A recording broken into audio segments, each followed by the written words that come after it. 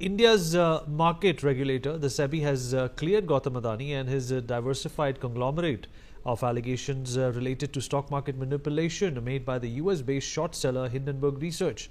SEBI's investigation found no evidence that diversified groups used related parties to channel funds into its listed companies.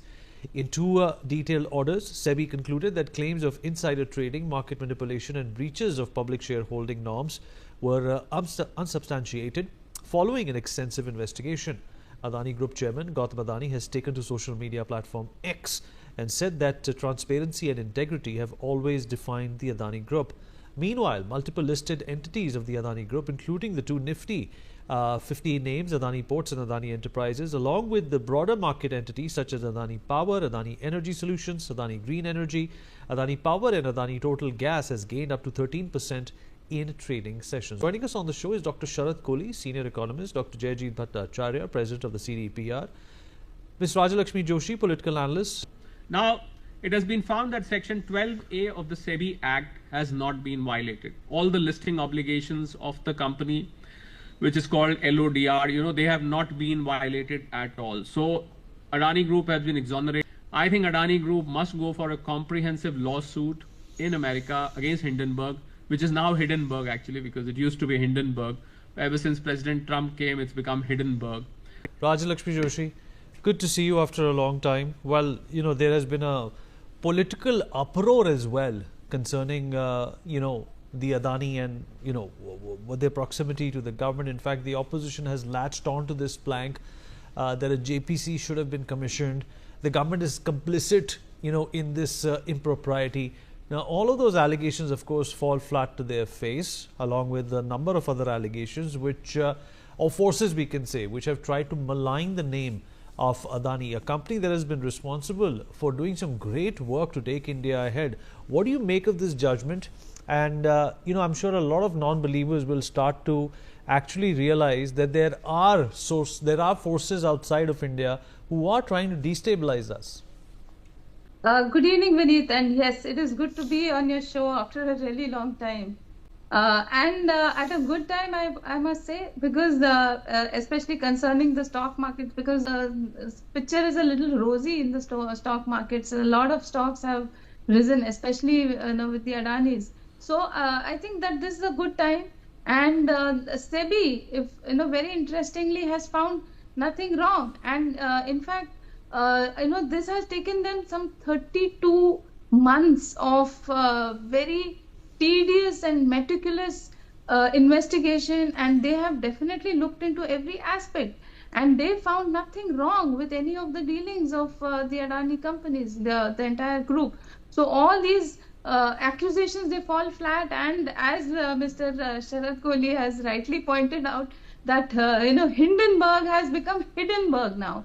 Because they have, there is this policy of shoot and scoot. They lie big and then they retract small, and then they lie and they run away. They make some accusations and then they just hide.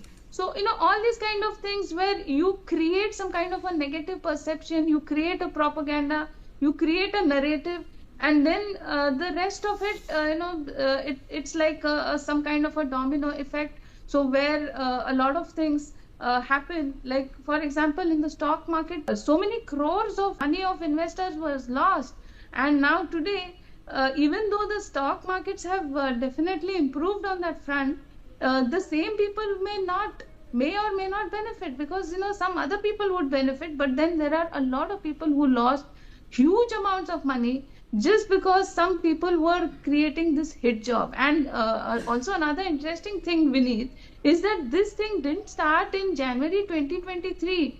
This started, much before in Australia in 2016, 2017 by some NGOs, which were funded directly or indirectly by Soros. So, all of it, this was very obviously a hit job.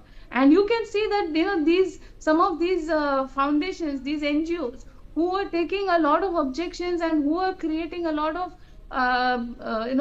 narratives against the Adani group of companies, they were not talking about any of the issues happening in Congress-run states. So it was only about their investments in BJP run states, and also about their investments where only the BJP ruled states were affected. So all of this, quite clearly, it was a hit job. And you can see that who are the kind of people who are speaking, who have been constantly speaking against Adani. You have been seeing how, Mr. Rahul Gandhi, you have seen how Ms.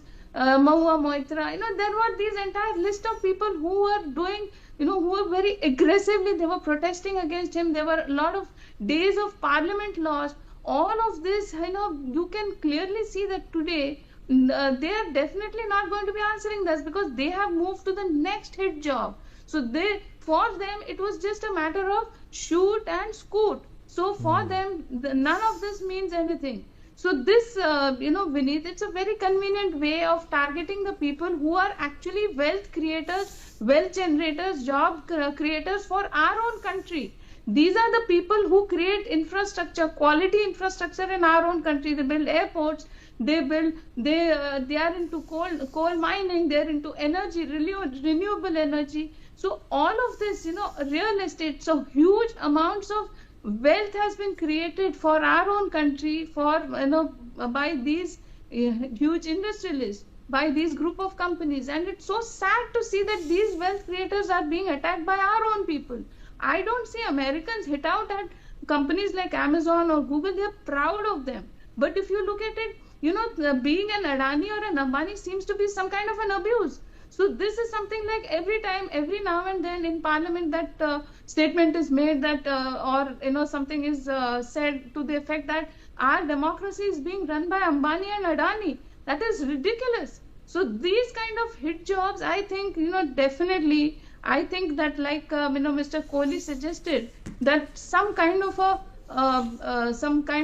petitions or some kind of complaints have to be raised, and some investigation has to be done as to who and why they did this hit job and what are the remedies. Like, our regulatory board is very strong, Vineet, and we have definitely made sure that there are no incidences. Like in the past, you've had a lot of scams in the stock markets. So now today, if you look at it, that kind of a scenario is not there. And some definitions have also been updated. So I think that today we are in a much better position than in the past years. And yet you keep having these political hit jobs where they want to hit at a political party by assuming that certain investors, certain industrialists, certain groups are funding these political parties. If you go to see that these same Ambani, Adani, and all these wealth creators, they have also invested very heavily in Congress-ruled states. But very conveniently, the Congress and the opposition, even say maybe Mamata Banerjee, even in the past KCR, all these people were turning a blind eye to the investments in their own states, because then it suited them that way. So I think this is something that definitely has to be brought under some kind of regulation, like let me get in Mr. Bhattacharya into this conversation. The problem, before we come down to what should be done post that, there was $150 billion of market capitalization that was wiped out. Now, how much is $150 billion for your viewers? That's more than the total direct tax calculation of government of India. That much of money was wiped out. So it's no ordinary, little money that we're talking about. It's more than total amount of the direct tax collection of the government of India. It was being done through Adani. Adani had the entrepreneurial spirit, the risk-taking ability to take the geopolitical risk and buy the infrastructure that we needed, which is ports in Haifa. In fact, Rajalakshmi mentioned about the coal mines in Australia.